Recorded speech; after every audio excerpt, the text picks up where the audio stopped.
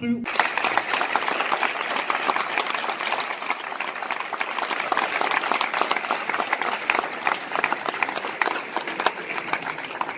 Merci. Congolais à Brazza de savoir que les étudiants congolais ici à Cuba ne perçoivent point leur bourse.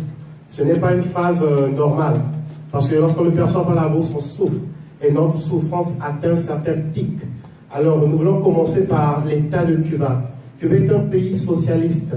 Cela revient à dire qu'il ne nous est pas permis d'exercer aucune activité permettant de recevoir un certain fonds. Alors nous vivons par la foi, mais la foi est spirituelle. Au projet du président de la République, mais le président ainsi que le gouvernement nous ont déçus. Je crois que nous ne sommes pas ici pour mâcher les mots, alors je parle clairement. Notre bourse serait de 450 €, et c'est la monnaie d'ici, après 3 mois. Mais cela fait 27 mois, les 3 générations mélangées, que nous ne percevons point la bourse. Et je crois que le gouvernement ne nous paye pas parce que nous traite de lâches, parce que nous ne réagissons pas. Étant intellectuels, nous n'allons casser rien. Nous allons attaquer le gouvernement d'un point de vue intellectuel. Nous allons refléter le génotype de notre intellectualisme. Alors, il est de dire au gouvernement que les conditions de vie ici sont très, très compliquées. Nous ne mangeons presque pas bien. En gros, si on se demande comment sont les facteurs génétiques, le transport est très pénible. Nous prenons des transports en commun et il y a des moments où les étudiants n'ont pas de quoi payer le transport. Et on se demande que faire. Oui, le gouvernement nous parle de l'agence UBA qui permet à ce que les étudiants perçoivent leur argent. Mais à un certain moment, on doit cesser d'être chef de gouvernement, on doit être parent de son peuple. Comment est-ce qu'un enfant qui a perdu son père et sa mère peut survivre ici à Cuba sans bourse? Ça, c'est sorcier. C'est sorcier, il faut le...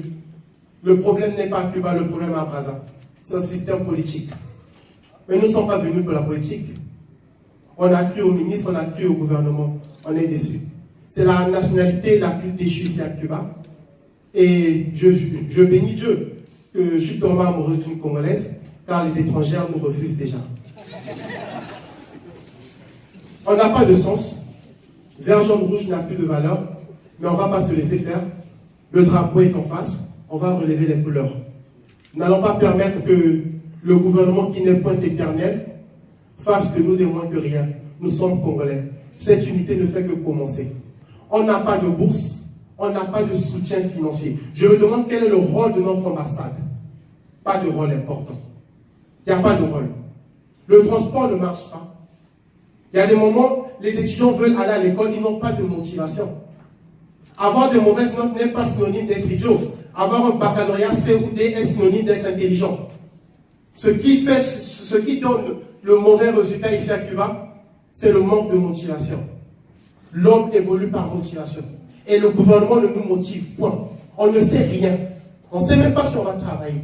Nous avons notre première génération, que j'appelle par des éclaireurs, je les aime beaucoup. Ils sont en 5e année et ils rentrent bientôt, sans avenir. La 2e génération est en 4e année, sans avenir. Et la 3e génération pleure. Qu'allons-nous faire alors? Monsieur le Président, en fait, c'est à vous que nous parlons, avec tout le respect. Vous êtes le garant de la paix. Vous êtes le premier citoyen. Et nous voulons suivre vos pas. Le chemin d'avenir, ce n'est pas que pour le gouvernement, c'est l'avenir du Congo, alors c'est pour tout un Congolais. Mais il faut que vous puissiez agir. Non, on ne va pas le cacher, on a besoin de la bourse, c'est clair. Et on veut un paiement. Mais tout doit se signer dès maintenant. Et je suggère à mes frères que la prochaine fois que le gouvernement va agir en termes financiers, qu'il y ait des documents signés de l'après-formation, c'est-à-dire la post-formation, une fois à Brazza. On veut savoir ce qui se fera. Si on n'a pas des décisions concrètes, on ne rentre pas. Merci.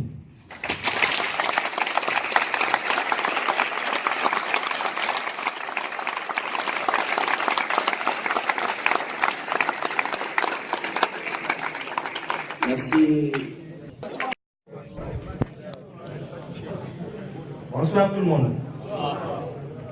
Aujourd'hui, si nous sommes réunis dans cet endroit, c'est pour réellement parler de notre situation. Pas n'importe quelle situation, mais notre situation de bourse. À ce point je vais poser une question à M. le Président Denis Sassou Nguesso. À savoir, si le projet d'envoyer les étudiants congolais à Cuba pour étudier la médecine, était un projet de l'opposant du gouvernement congolais ou un projet du gouvernement congolais.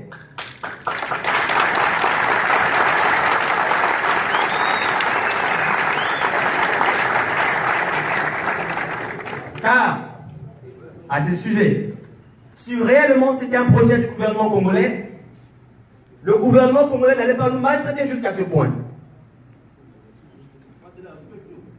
Parce que, si je me rappelle bien, le père Mandela dit que l'éducation est l'arme la plus puissante pour changer le monde. Mes chers collègues, je vais comprendre que le gouvernement congolais va utiliser cette arme pour détruire le Congo.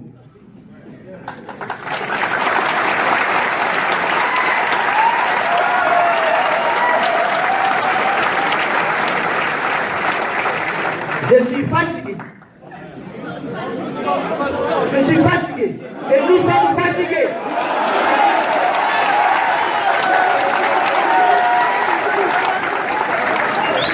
Non, mes amis, si je dis je suis, ça ne veut pas dire que je vous ai négligé, non.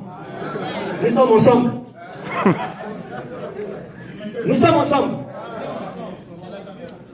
Monsieur le Président, nous ne sommes pas vos ennemis. Nous sommes les étudiants congolais qui ont été envoyés à Cuba pour étudier la médecine et aider notre pays dans 2 matins.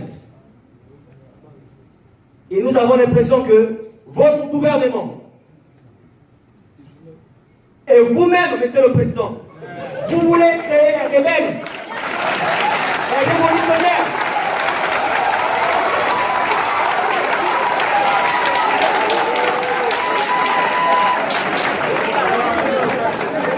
Vous voulez créer un rebelle, des médecins rebelles. Ah oui. Si dans 2 matins, chacun de nous se fait révolutionnaire, j'y serai parmi eux. Parce que je suis fatigué. Et nous sommes fatigués.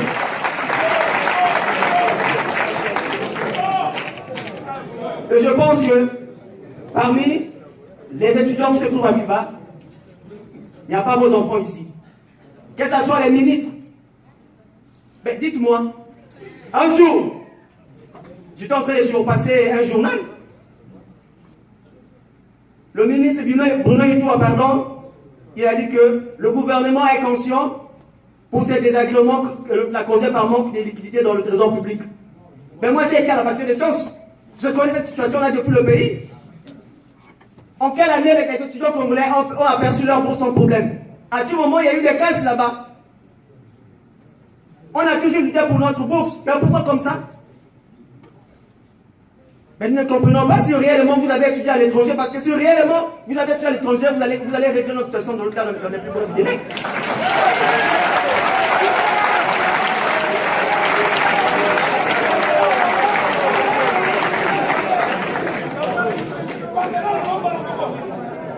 L'étudiant congolais est l'étudiant le plus démuni, le plus honteux dans le monde entier. Ah ben oui.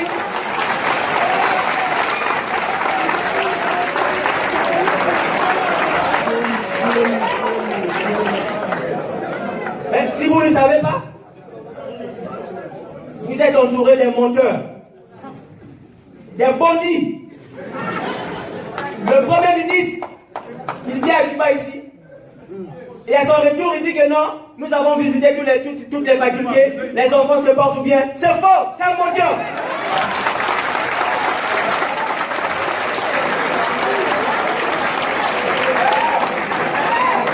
Ils n'ont eu à visiter qu'une seule faculté, qui s'appelle Elam. Et ils n'ont pas visité dans quelles conditions que nous vivons, dans quelles conditions, quelles sont les choses que nous mangeons ici. On mange comme des prisonniers. Nous vivons dans des conditions précaires. J'ai l'impression que le monde pèse sur nous. Nous avons l'impression que le monde pèse sur nous. Parce que trop c'est trop. Trop c'est trop.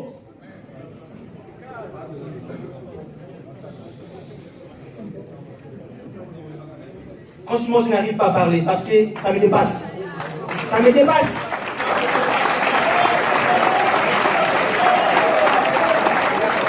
Merci beaucoup.